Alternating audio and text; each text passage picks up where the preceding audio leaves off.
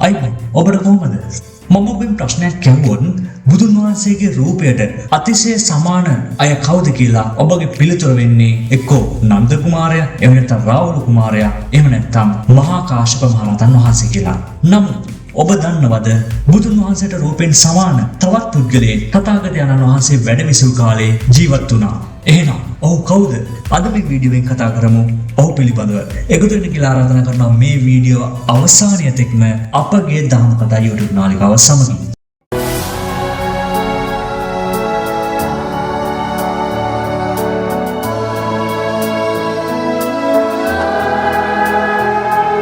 ඉතින් අද අපි මේ වීඩියෝවෙන් කතා කරන්නේ සරකාණි ගැන. අංක 1 රාජකීය උපත සහ පරපුර. ඒ අනුව අපි කතා කරන මේ සරකාණි කුමාරයා උපත ලබන්නේ තථාගතයන්න් වහන්සේ උපත ලැබූ කපිලවස්තුපුරේ රජපෞලකයි. ඒ වගේම තමයි මේ සරකාණි කුමාරයා ගිහිකල නමින් ගත්තොත් සිද්ධාර්ථ කුමාරයාගේ පියාවන සුද්ධෝදන රජතුමාගේ සහෝදරයෙකු විච්ච අමිතෝදන රජුගේ පුත්‍රයෙකු ලෙස හඳුන්වනවා. ඉතින් ඒ අනුව ගත්තාම අපි කතා කරන මේ සරකාණි කුමාරයා යනු අප තථාගතයන්න් වහන්සේගේ සමීපතම ඥාති සහෝදරයෙක් කියලා අපිට හඳුන්වලා දෙන්න පුළුවන්. ඒ වගේම තමයි සිද්ධාර්ථ කුමාරයාගෙන් පසු රාජ උරුමේ තිබුණේ රාහුල කුමාරයාට හෝ නන්ද කුමාරයාට. නමුත් මේ දෙදෙනාම බුද්ධ ශාසනයට ඇතුළු වූ නිසා ඔවුන්ගේ ඥාතීන් අනාගත රාජ්‍යත්වය උදෙසා සරකාණි කුමාරයාව යෝජනා කළා. නමුත් මේ සරකාණි කුමාරයා සිද්ධාර්ථ කුමාරයා වගේම රාජ්‍ය ප්‍රතික්ෂේප කළා. අංක 2 බුදුන් වහන්සේට තිබූ පුදුමාකාර රූප සමානකම. ඉතින් ඒ අනුව ගත්තාම මේ සරකාණි කුමාරයා ශාක්‍යයන්ගේ චරිතයේ සුවිශේෂීම අංගයක් වුණේ ඔහුගේ ඇති රූප ශෝභාවය නිසා. ඉතින් ඒ අනුව ගත්තාම ඔහුගේ දේහ විලාසයෙන්, ඇවිදින විලාසයෙන් සහ මූණේ හැඩෙන් බොහෝ සෙයින් එහෙම නැත්නම් ගිහි නමින් කිව්වොත් සිද්ධාර්ථ කුමාරයාට ගොඩක් සමානකම් දැක්වුවා. ඒ වගේම තමයි මේ සරකාණි කුමාරයාව දුරින්නම් බලන පුද්ගලයෙකුට පේන්නේ අප මහා තථාගතයන්න් වහන්සේ හෙවත් සිද්ධාර්ථ කුමාරයා වගේ. ඒ නිසා ඇතැම් වෙලාවට ඇතැම් පුද්ගලයින්ට මේ සරකාණි කුමාරයාද අප මහා තථාගතයන්න් වහන්සේද කියලා කල් තියා ගන්න බැරි වෙනවා. ඒ වගේම තමයි මේ රූප සමානකම ඔහුට ආශිර්වාදයක් වුණා වගේම සමාජයේ ගැරුම් ලැබීමටත් හේතුවක් වුණා. අංක 3 මත්පැන් වලට ඇබ්බැහිවීම සහ සමාජ ගැරවුම. ඉතින් අප මහා තථාගතයන්න් වහන්සේ උතුම් සම්බුද්ධත්වයට පත් වෙලා නැවත කපිලවස්තුවට වැඩි අවස්ථාවේදී අපි කලින් කිව්වා වගේ රාහුල කුමරු, නන්ද කුමරු ඇතුළු බොහෝ ශාක්‍ය වංශ පිරිසක් මේ බුද්ධ ශාසනයට ඇතුළත් වුණා. නම් අපි මේ සරකාණි කුමාරයා ගැන කතා කරනකොට ඔහු පැවිදි නොවුවත් තෙරුවන් සරණ ගිය උපාසකයෙකු බවට පත් වුණා. ඒ වගේම තමයි මොහුට තිබූ එකම දුර්වලතාවය තමයි සුරාපානයට දැඩි ලෙස ඇබ්බැහිවීම. ඉතින් අපි කතා කරන්නේ මේ සරකාණි කුමාරයා මත්පැන් පානය කරලා ආරෙන් වැටිලා සිටිනකොට මේ ශාක්‍යයන් මහත් කෝපයට පත් වෙලා ඔහුට මෙන්න මේ විදියට බැන වදිනවා. බලන්න මේ නින්දිතයාගේ හැටි රූපයෙන් අපේ බුදුහාමුදුරුවෝ වගේමයි. නමුත් කරන්නෙම බුදුන් වහන්සේ එපා කියපු දේ. රූපයෙන් මො බුදුන් වහන්සේට සමාන වුණා. මෙහෙම බීලා පාරේ වැටෙන එක අපේ ශාක්‍ය වංශයට මහත් ලැජ්ජාවක්.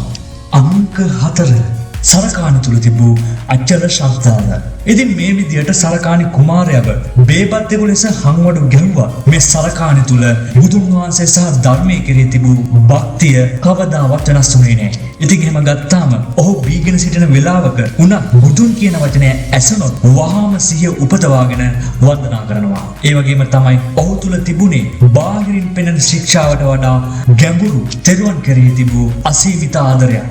ඒ වගේම තමයි අප තථාගතයන්න් වහන්සේ පෙන්වලා දුන්නේ මේ සරකාණි කුමාරයා තුල ශ්‍රද්ධා නම් ඉන්ද්‍රිය ඉතාමත් බලවත් බවයි. අංක 5 අවසාන කාලය සහ මරණය.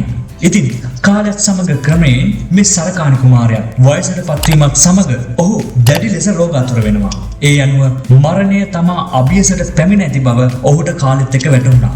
ඉන්පසුව ඔහු සුවිශේෂ තීරණයක් ගන්නවා. ඒ අනුව මේ සරකාණි කුමාරයා ඔහු කාලයක් තිස්සේ සිදු කළ මත්පැන් පානය සහ යම් අකුසලයක් කරේද ඒ සියලුම අකුසල් මොහු විසින් අතහැරියා. ඉන්පසු මොහු බුදුරජාණන් වහන්සේට පණිවිඩයක් යවනවා මේ සරකාණි කුමාරයා ස්ථිර වශයෙන්ම තෙරුවන් සරණ ගියා කියලා. ඒ අනුව මේ සරකාණි කුමාරයා අවසානයේදී මොහු මිය යන මොහොතේ කිසිදු මත්පැන් මුගුරක්වත් පානය කරලා තිබුණේ නැහැ. ඒ වගේම මොහු ඒ මොහොතේ පංචශීලයේ කෙරෙහි සිත පිහිටුවාගෙන තමයි හිටියේ. ඒ වගේම තමයි මොහු අවසන් හුස්ම හෙළුවේ සම්පූර්ණ සිහියෙන් යුතුව බුදු ගුණ මෙනෙහි කරමින්. අංක 6 මරණයෙන් පසු සිදු වූ ආందోලනය. ඒ අනුව මේ සරකාණි මිය ගිය පසු තථාගතයන් වහන්සේ වදාළේ මේ සරකාණි නම් ශාක්‍ය කුමාරයා සෝවාන් ඵලයට පත් වෙලා තමයි මිය ගියේ කියලා. ඉතින් මේ කතාව අහපු අනිකුත් ශාක්‍යයන් ඉතාමත් පුදුමයටපත් වුණා. ඉන්පසු ඔවුන් මේ බුදුන් වහන්සේට පැවසුවේ මේ සරකාණි තථාගතයන් වහන්සේගේ න්‍යායෙක් වූ නිසා සහ රූපයෙන් තමන් වහන්සේට සමාන වූ නිසා තථාගතයන් වහන්සේ මෙසේ පවසනවා කියලා. ඉන්පසුව තථාගතයන් වහන්සේ සිදු කළේ මේ ශාක්‍යයන්ගේ සැකය දුරු කිරීම පිණිස සරකාණි සූත්‍රය දේශනා කළපු එක. ඒ අනුව තථාගතයන් වහන්සේ වදාලා යම් පුද්ගලයෙකුගේ බාහිර ඇබ්බැහියට වඩා ඔහුගේ සිතේ ඇති ධර්ම අවබෝධය ඉතාමත් වැදගත් කියලා. ඒ වගේම තමයි මේ සරකාණි කුමාරයා මිය යන මොහොතේ ශික්ෂාවන් සම්පූර්ණ කළ හේතුවෙන් ඔහු තුළ තිබූ අචල ශ්‍රද්ධාව නිසාම මොහු මිය ගියේ සෝවාන් ඵලයට පත් වී සතර අපායන් සම්පූර්ණයෙන්ම නිදහස් වෙලා. ඉතින් මේ තමයි තථාගතයන් වහන්සේගේ රූපයට ඉතාමත් සමානකම් දැක්වූ තථාගතයන් වහන්සේගේ ඥාති සහෝදරයෙක් වෙච්ච ඒ සරකාණි කුමාරයාගේ කතාපුවත. ඉතින් මේ වීඩියෝ අවසානයේ සාරාංශයක් විදිහට අපි නැවත සරකාණි කුමාරයාගේ ජීවිත කතාව දෙස බැලුවොත් ඔහු උපත ලැබුවේ තථාගතයන් වහන්සේට නෑකම් කියන කපිලවස්තුපුරේ ශාක්‍ය රජ පවුලක. ඔහුගේ විශේෂත්වය තමයි පෙනුමින් බුදුන් වහන්සේට අතිශය සමානයි. ඒ වගේම ඔහුගේ දුර්වලකම තමයි ජීවිතේ වැඩි කාලයක් මත්පැන් පානය කිරීම.